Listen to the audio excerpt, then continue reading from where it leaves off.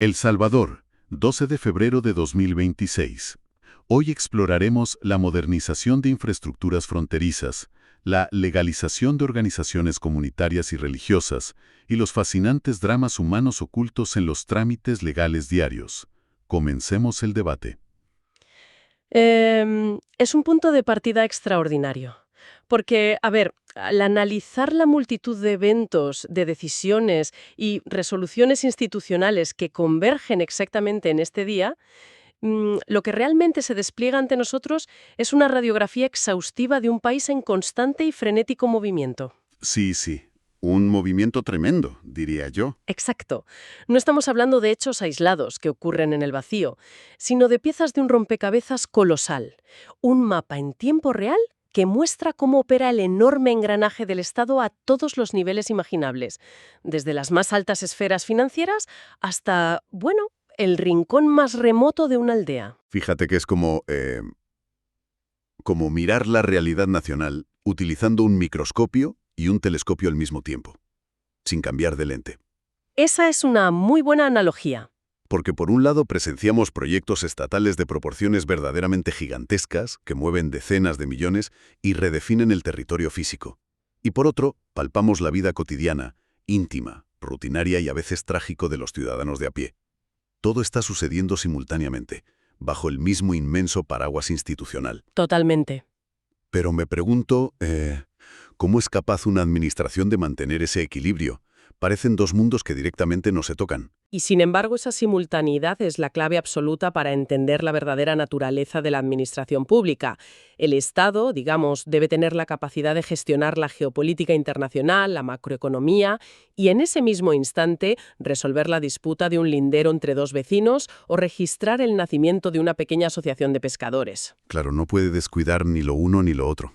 Eso es. Es una maquinaria que no se detiene nunca, que no duerme y que requiere una atención dividida impecable.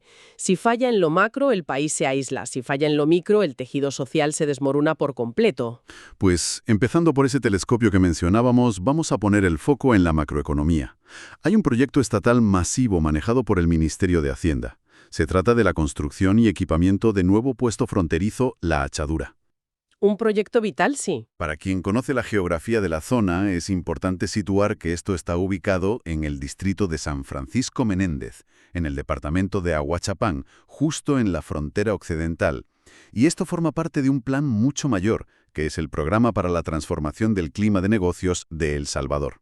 Ajá. Estamos hablando de un impulso que cuenta con una financiación astronómica, concretamente un préstamo de $75 millones del Banco de Desarrollo de América Latina y el Caribe, el CAF.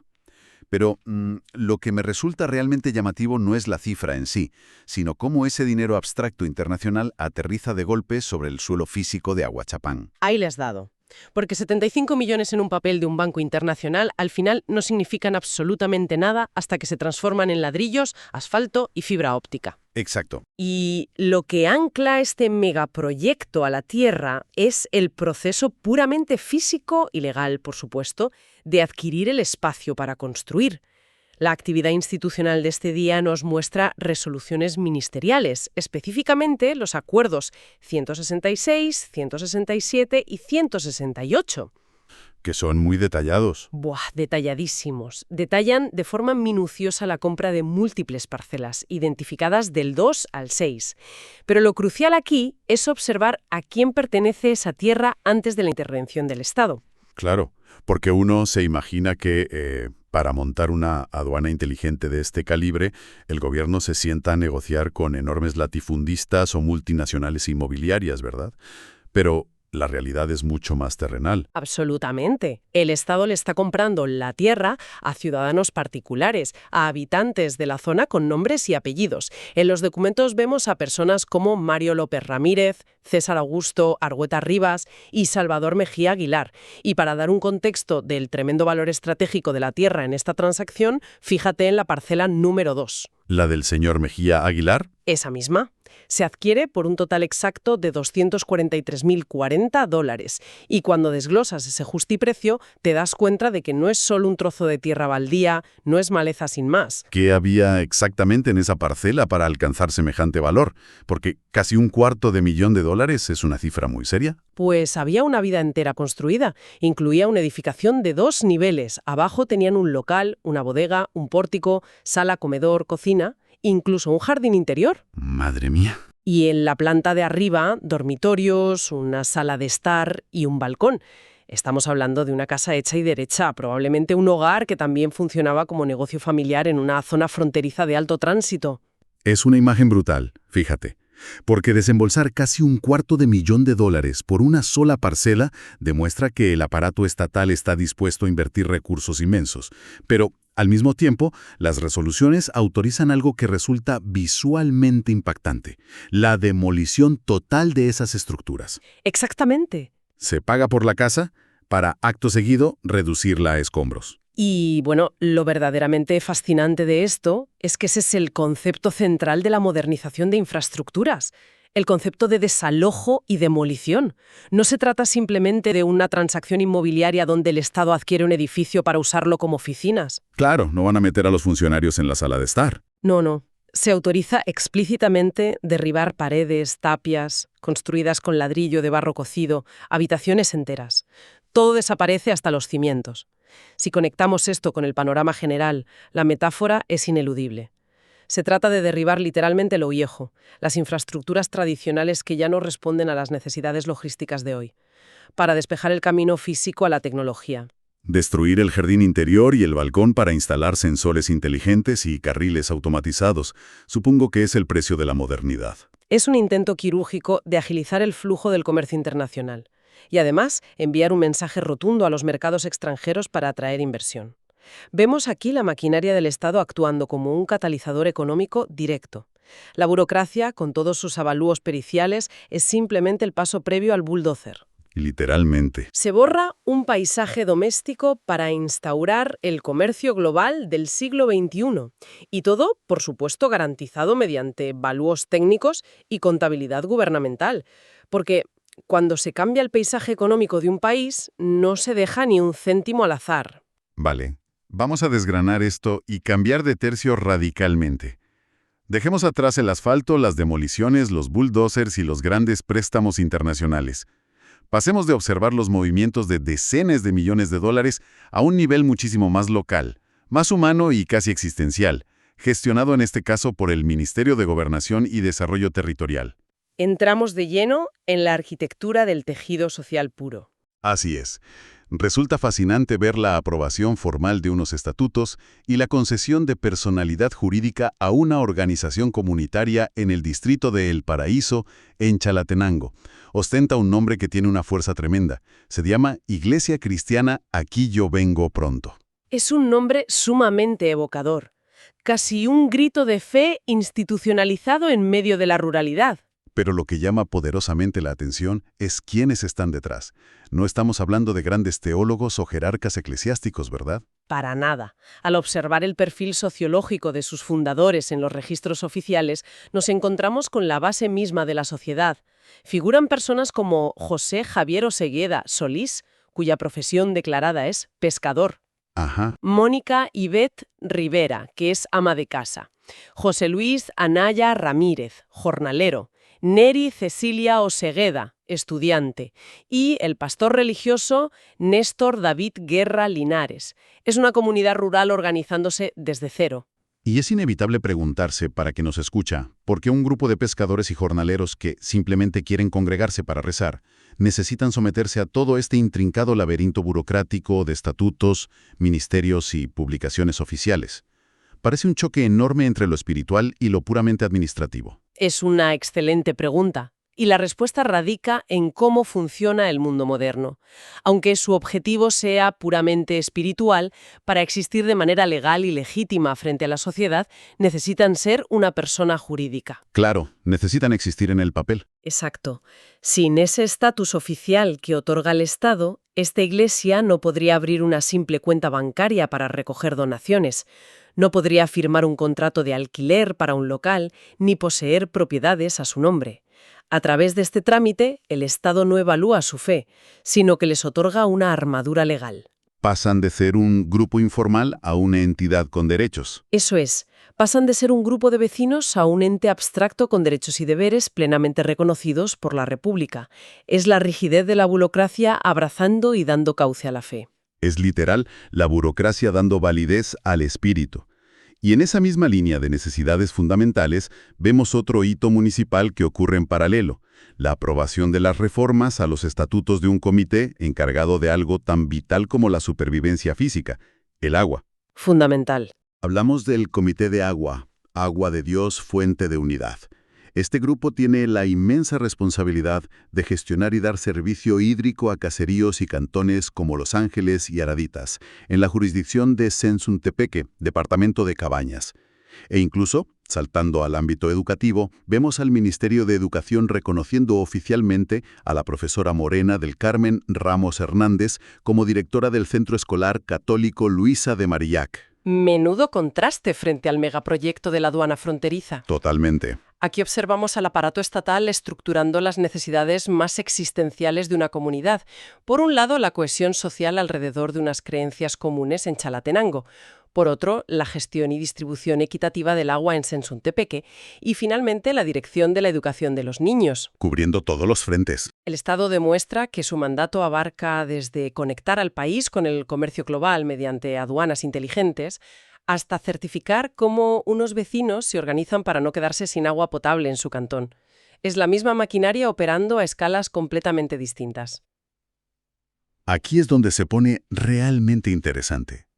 Porque si escarbamos un poco más profundo, más allá de los rimbombantes decretos de gobernación o de hacienda, descubrimos que la actividad institucional diaria está repleta de edictos, notificaciones y resoluciones judiciales que esconden auténticas novelas humanas. Ya lo creo. Historias de vida con sus cumbres y sus abismos, condensadas en apenas un par de párrafos de jerga legal. Es el drama humano codificado. A menudo se percibe a los juzgados y los ministerios como entidades frías, de pasillos grises, diseñadas casi para entorpecer la vida de los ciudadanos. Pero en realidad, la inmensa maquinaria legal es el archivo más detallado y fiel de la condición humana. Por ejemplo, los ritos de paso. Vemos a la Corte Suprema de Justicia emitiendo autorizaciones para que nuevos abogados y notarios puedan ejercer su profesión en todas sus ramas. Destacan nombres como la licenciada Ana Marisela López García y el licenciado Oseas Nahum II Cortés. Sí. Para quien lo lee por encima, en un boletín, es simplemente una validación de firmas, pero para ellos es la culminación de años de sacrificio y noches sin dormir estudiando leyes. Exacto. Es la transformación oficial de su identidad en la sociedad.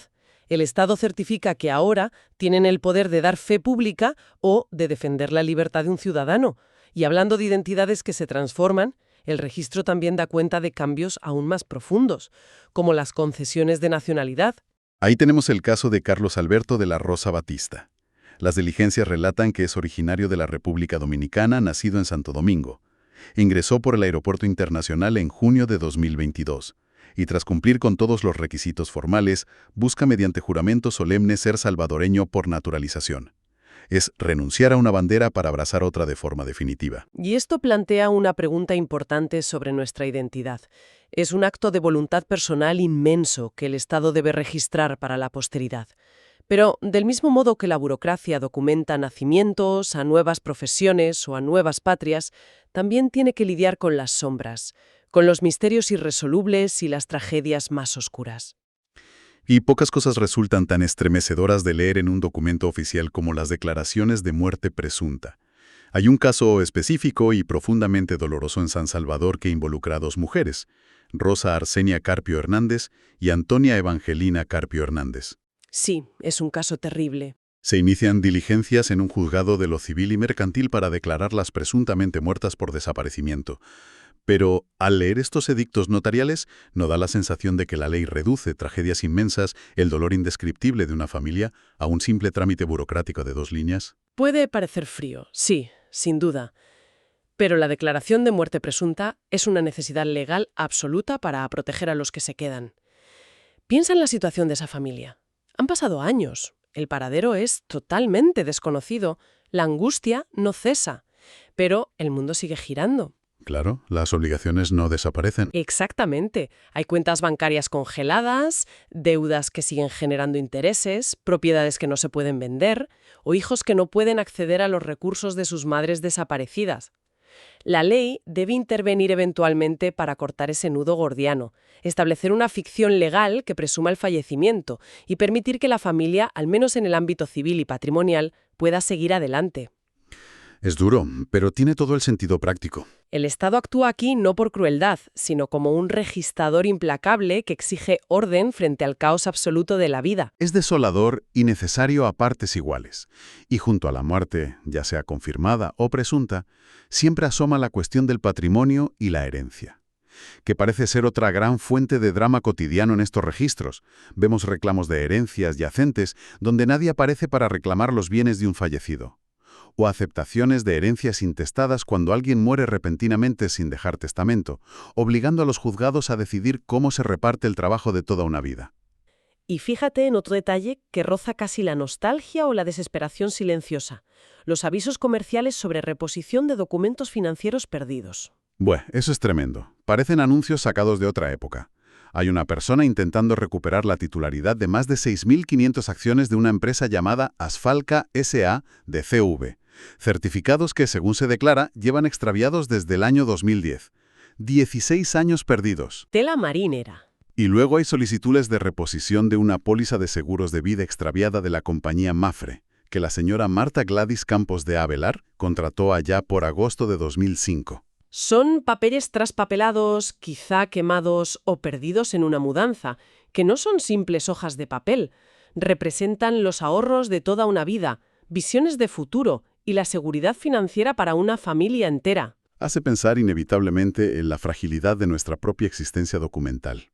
En cualquier casa, quien nos escucha probablemente tiene una caja de galletas o un cajón del escritorio lleno de escrituras, pólizas y certificados vitales.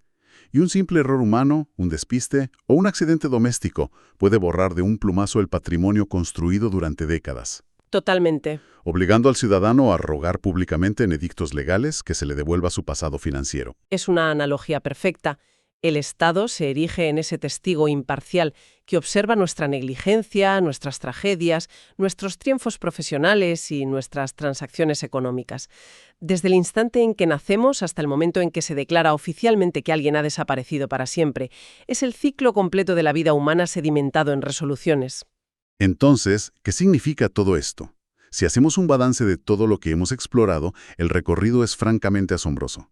Comenzamos la jornada observando desde las alturas de la macroeconomía, viendo cómo 75 millones de dólares se traducían en el derribo de una casa familiar, con su balcón y su jardín interior, para construir un moderno puesto fronterizo en Ahuachapán y atraer al comercio global. Así es. Y de ese asfalto y hormigón, pasamos a la intimidad de un pescador y una ama de casa en Chalatenango, uniéndose para fundar legalmente una iglesia. Y a unos vecinos en cabañas tramitando estatutos para poder beber agua de su propia fuente. Y hemos terminado contemplando el profundo dolor silencioso de una muerte presunta, la ilusión de los nuevos abogados o la angustia de perder una póliza de vida del año 2005. Es increíble pensar que todo este abanico, desde la geopolítica hasta la herencia más íntima, ocurre de manera simultánea en un solo día de actividad institucional en el país. Toda esta memoria colectiva, todos estos dramas, expropiaciones y fundaciones comunitarias han quedado registrados en papel. Se han materializado en actas selladas, en archivos físicos pesados y tangibles y en boletines impresos que atestiguan la humanidad detrás del trámite. Pero a medida que avanzamos inexorablemente hacia una burocracia completamente digitalizada y controlada por algoritmos abstractos, cabe plantearse una pregunta verdaderamente inquietante. ¿Perderemos el rastro de esa textura humana?